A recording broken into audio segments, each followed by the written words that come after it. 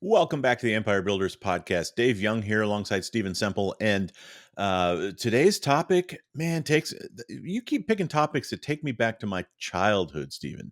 And for this one, it's the camera my dad had. It's the Polaroid. Is that right? And Your dad had one? oh Okay, cool. yeah, oh yeah, and it was a great camera. He used to let me take pictures, and I used to, he'd set the timer, and I'd peel the backing off. These were the old kind, not the SX70 modern day 70s. You were old school. You had the little Yeah, backing you had to peel off. yeah, All right. And he had Awesome. he had extra doodads and things, like a little timer that would snap onto the button, and so we could Oh, do is like a that right? family pic. Oh yeah, Wow. all the fun stuff. Well, when I got talking about this with my oldest daughter, Crystal, what I was surprised to learn, and I learned this like when I said to her I was going to do this, and then discovered more about it. Polaroid is still around. Like she's a camp counselor in the summertime. Little kids show up at camp with a Polaroid camera, and it's still the point it and the comes out, and you got to Uh-huh. wait for a minute for it to develop. But yeah, it's still a thing, and And it's honestly, the nice part is the algorithm doesn't get a hold of that image. no, that's true. That's true. Big data doesn't have a picture of your kid if you use a Polaroid Well, that's to maybe why they're snap it. giving these little kids to do that. It's estimated that they do around 770 million in business. Wow. Wow. So it's not insignificant. Yeah. I'd Yeah. say that's not insignificant, I Yeah, think. but as we know, it was revolutionary at the time, this whole instant picture. And at their peak, which was 1991, they were doing about $3 billion in business. Yeah. So Man, that's big. I would have thought their peak was way earlier than that for some reason. Yeah, that was the Um, peak, 91. Yeah. just before digital kind of came in and And yeah, kind of messed with a bunch of things. Yeah. The company was founded by Edwin Land and George Wheelwright in 1937 in Cambridge, Massachusetts, but didn't start off as a camera company. Edwin Land was in Harvard, and he dropped out of Harvard to pursue business. But what he had invented was the coating that polarizes lenses. oh, okay. So hence the name Polaroid. Polaroid. Yeah. Yeah, and I've always wondered about that. Why Polaroid? And it came from that. And the business became huge in 1941 when the US entered World War II because it was being used for flight goggles. It was massive. Sales went from $760,000 pre-war to like $16 million in 1943, Wow. selling this polarizing technology. But, 90% of the contracts were military. There was no Sunglass Hut yet, right? So No, that was a no. problem. Well, That was a problem. you just had to wait for all those veterans to come home with their glasses. I guess that's it. That would popularize it. So, like with so many things that we saw, they came back Yeah. and all of a sudden, things like Scotch whiskey. I want Scotch whiskey now, right? Yeah. Yeah. So Edwin Land is on vacation in Santa Fe in December of 1943, and he's taking a picture. And his daughter says, "Why can't I see the picture now? Why do I have to Right. wait?" Right? Sure. We can all picture a young child saying that, right? I'm thinking like Willy Wonka. Daddy, I want the picture now. I want Yes. Yeah. So this question of why can't we, this question sits with him, and he starts thinking about it. And literally within an hour, he knows how to do it. Everything becomes Really? clear. His brain is on fire. That very same night, he picks up the phone, calls his patent lawyer, and basically has got enough of an idea to file a patent. No kidding. Yep, and he jots down the idea, and he creates the name of the project, and he calls it SX70. Yeah. Oh, Remember well, that name for that later. yes. Wow. Okay. Yeah, So here's the lesson. Can I just interrupt and throw the lesson in right absolutely. now? Vacation in Santa Fe and take your daughter with you. There you go. That's I'm actually going to go a little bit deeper into that. How often do we have great ideas when we're in these moments of relaxation? And absolutely. I think a lot of business owners and a lot of entrepreneurs do not take enough downtime. And what's incredible is I'm in a coaching program called the Strategic Coach. You get Hmm. together once a quarter and you spend a day It's created by Dan Sullivan. It has a phenomenal success rate for coaching entrepreneurs. And one of Dan Sullivan's number one thing he teaches, number one thing, you want to make more money? Take more vacations. Yeah. And his definition of vacation is no calling into the office, none of that crap. Take time away. And I've re-enrolled in this course, and I'm going to tell you, my creativity has gone up. Well, you think about Edwin Land in 1943. Yes. He's vacationing in Santa Fe.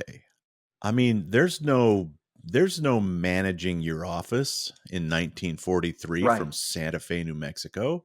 There's no Exactly. emails. I mean, you might get a telegram. Maybe. You might maybe get a phone call. Phone calls You are but you really expensive. and you and you pretty much arranged them, right, Yes, in you those did. days. Like, if he's gonna Yeah. call his anyway, today it's harder to do because your work just goes. There's so many of us just work from home anyway, but the work just goes with you whenever you take vacation, and Well, it's hard to shut I, the emails off. And it's a conscious effort today where before it just happened. But yeah. I believe that people need to do more of that. But now let's get back to So the story of Edwin. at this point, he's just thought up a camera. He's just thought up a camera and he's filed a patent. And within a month, he's got kind of a rough prototype. September 1945, World War II ends, cash starts to dry up. So suddenly there's a lot more riding on this project. Oh yeah. So it's February 21st, 1947, and the Winter Convention of the Optical Society of America is happening.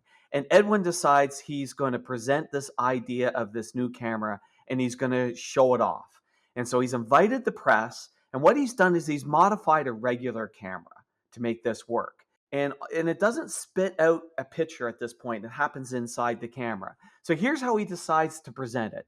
He's standing on stage in front of the crowd. He turns the lens on himself. He takes a picture. And all he says to the crowd is 50 seconds. Wow. So a selfie. Crowd waits. And he just shows the crowd an 8x10 fully developed picture. The crowd is dazzled.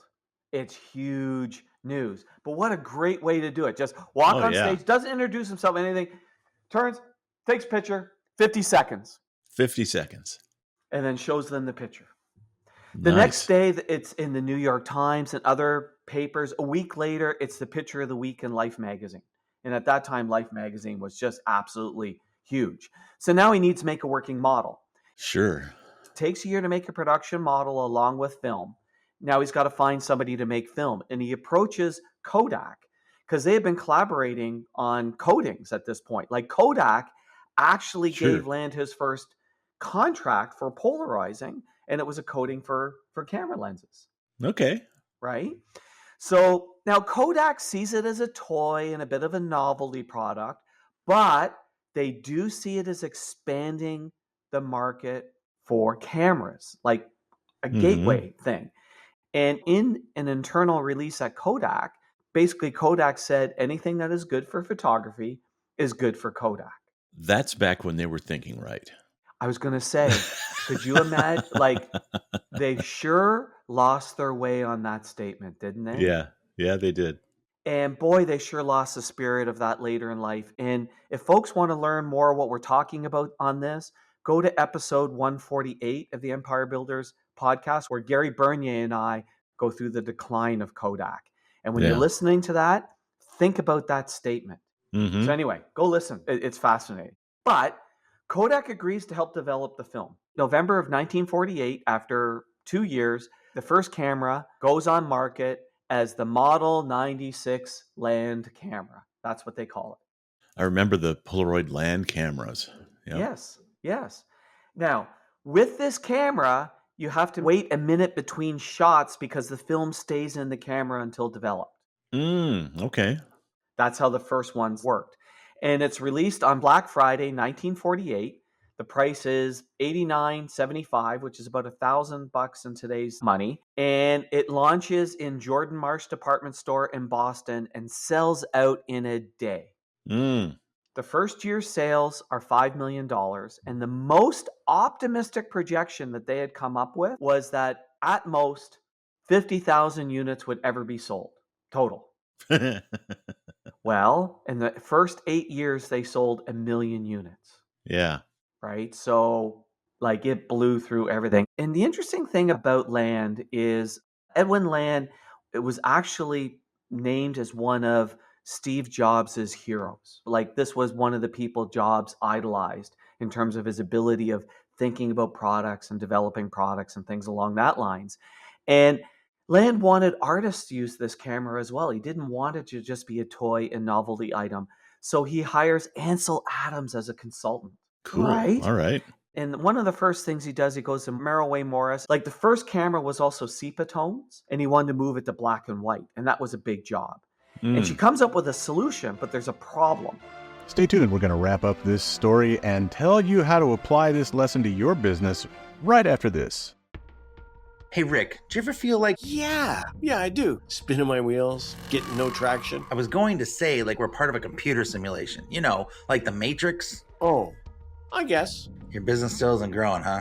Nope. Working harder, spending more, going down rabbit holes, but not growing. Exactly. Going through the motions, like Neo at the beginning. Well, you could talk to the host. The guy on this podcast? Sounds like he's figured out all the secrets for growth. I mean, these stories are interesting. It doesn't cost anything to talk to him. That's true. Maybe I should get plugged in. Come on, do it. I want to hear what your ads sound like when they play at the beginning of this podcast. When you say stuff like that, it does sound like we're in the Matrix. Watch this. Take the blue pill, Dave.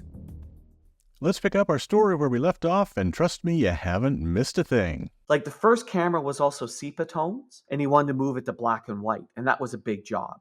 And she comes up with a solution, but there's a problem. They discovered after releasing this, the pictures faded fairly quickly, which really upset a lot of customers. 'Cause remember, no negative, right? So Land creates a finisher that you can paint over the pictures, but it's messy, it's not good, lots of friction. But customers still accept it, even though it's not the right answer. Man, I actually remember that too. Do you really? Oh yeah. Wow. Yeah, there was a thing that you could wipe over the yeah, okay. Okay. The next thing that they want to do is create color. And in 1956, they launch instant color, which is huge. And Kodak supplies the film and the stock, and it's one of the most profitable products of Kodak is actually supplying Polaroid. Polaroid. Yeah. Wow. But here's where things start getting a little messy. Life magazine does a cover issue on Polaroid, and there's no mention of Kodak. No mention that Kodak helped with the development, and Kodak flips out. And in 1963, Kodak decides to respond with a camera of their own called the Kodak Instamatic. Now, the Instamatic is still not instant pictures. It's just a point and shoot camera. Sure, with the little cartridge film. Yes, Yeah. but this film still has to go to the developer. But Kodak decides to clobber Polaroid on price. At this point, Polaroid's $164.95, and Kodak launches the Instamatic at $16. Yeah. Yeah. And basically, they sell in a decade 70 million Instamatics, really cutting into Polaroid. But this whole idea of quick pictures is really exploding. So by mid 1965, Polaroid launches a new camera. It's smaller, you can attach it to your wrist, and they call it the Swinger. And they lower the price. The Swinger, baby. The Swinger. They lower the price down to $19.95, and it basically completely sells out. And they do this ad campaign where the jingle is sung by Barry Manilow. Okay. And this becomes their fastest selling product yet. And it's just a little boxy camera, right? It's not Yes. like it's not the one like my dad's Polaroid had this bellows lens that came in and out, and I think the Swinger, like just a fixed focus lens. You Yes. just point it, shoot, pull the film out. Yeah. That's it. Okay. Yeah. But Land's still not a fan. He's still not satisfied with the results. He wants something that happens in one step. He doesn't want to have the removing of that backing sheet. Yeah. He wants to get rid of that. So he creates a new kind of photo paper with a strip on the bottom which holds the chemicals Mm-hmm. and then squeezes those chemicals across the film. And that's the reason why Polaroid pictures have got that little strip of white on the bottom, Sure. which accidentally becomes the spot that everybody loves, where you write, Yeah. this was Dave, 1949, and Yeah, because you could write on that, but it just squoze it out, and you didn't have to do the whole peel, and then you didn't have this disgusting, sticky, nasty sheet of whatever gunk was left on it to throw away. Yeah. So Land goes back to pitch it to Kodak to make this. And Kodak is like still kind of pissed at Land. And they're also freaking out about how this is really going to change photography. And Kodak would love to bring an instant camera to the market if they get access to the patents. But Land has all these patents. Like Land patented every step. Like he had Mm. thousands of patents on this. And Kodak says to them, you know what? We'll help you with this film, but you need to license it to us. And Land says, nope, not doing that. So Kodak refuses to make this new film. Land Mm. won't give in. So now Land's got to build a factory to produce it themselves. And Okay. really, it's only a matter of time till Kodak reverse engineers this whole thing. So in 1972, Polaroid starts mass produce the camera, and they come out with a new one, the SX70. The Finally, that SX70. name Yep. comes up, and that's the one that folds into itself. So it Mm-hmm. folds down. And it cost Polaroid almost $1 billion to develop and build this infrastructure for this camera with almost like zero market research. Like there was no market research on this. He just went, this is a great idea. Let's do it. This is why this is why Jobs loved him, Mm-hmm. right? Because that Yep. camera was it was the Apple of its day. Mm-hmm. My dad had the bellows operated old Polaroid land camera, Yep. and his buddy Jack bought the SX70. Yeah. And to compare the two next to each other, the SX70 was just slick. It was leather covered, brown Yes, it leather, was a and beautiful camera. it just snapped open. Yep. It was the size of what, like a paperback book almost. Yep. And it snapped open. Like my dad's Polaroid, you took the picture, and then you had to reach in and grab the little paper tab that stuck out the back with the film, and you had to smoothly pull it out of the camera and then wait 60 seconds. The Polaroid SX70, you push the button and the motor whirs and the picture comes squirting out the front of the camera. Yes. It still takes a little while to develop, but it was just a slick, beautiful piece of engineering. Yes. It's interesting. When I had heard early in the research on Polaroid, I had heard that Jobs was a fan. And it's actually part of what made me interested in this, because I thought, why? And the more I learned about Land, the more I was like, oh, I get it. I get Yeah. it. Because it was also the whole tactile feel and the look of the camera and all that other stuff. And I was like, and doing this with no market research and whatnot, I'm like, yep, I get it.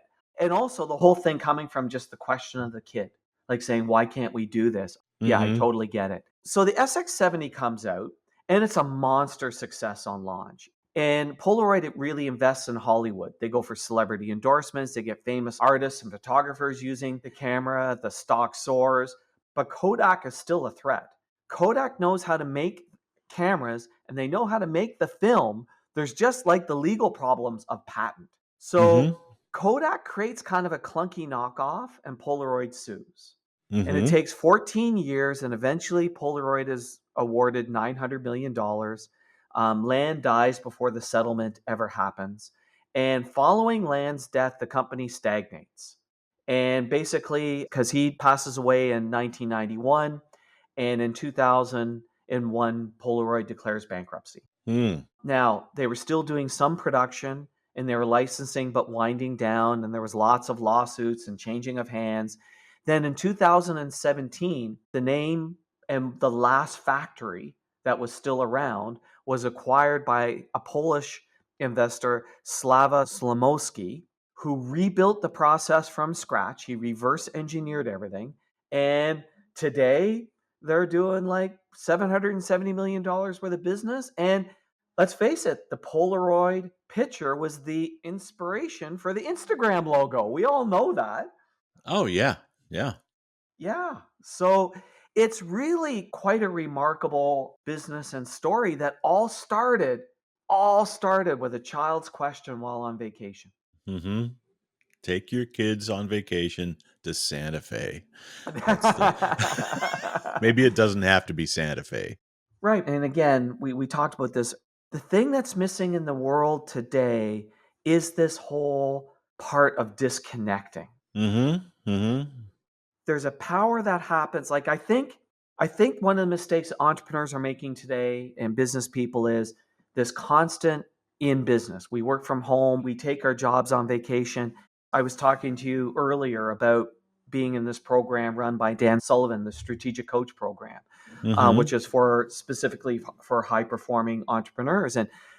But one of the big things that Dan talks about, his very, very first lesson is if you want to make more money, take more vacations. And his definition of vacation is a complete disconnect. Like you don't check email, you Yeah. don't call in. And when I've started doing this, I've been in the program for a long time, left, came back, and I'm finding my creativity is improving with doing this disconnection. So it's like, yes, disconnect, spend time with friends and family, but also allow yourself to pursue these crazy questions. Sure. And again, the parallels between Stephen Jobs and Edwin Land, they didn't focus group these things, right? No, Build the product that you'd love to own, right. right? Just Yes. and trust that there are people that are like you. And once they see it, Yeah, because if you had sat down a whole pile of photographers and said, "What would you like in a camera?" Probably none of them would say something that spits out a picture instantly. mm-hmm. Their brains wouldn't be there. That's the brain of an impatient little kid. Yeah, exactly. Exactly. Why do we have to wait? Yeah, yeah, So cool. Well, I thank you for bringing the Polaroid story. yeah. I should take it. I wish I had one because I'd take a picture of us on the screen together. And it's fun to know that it's still around.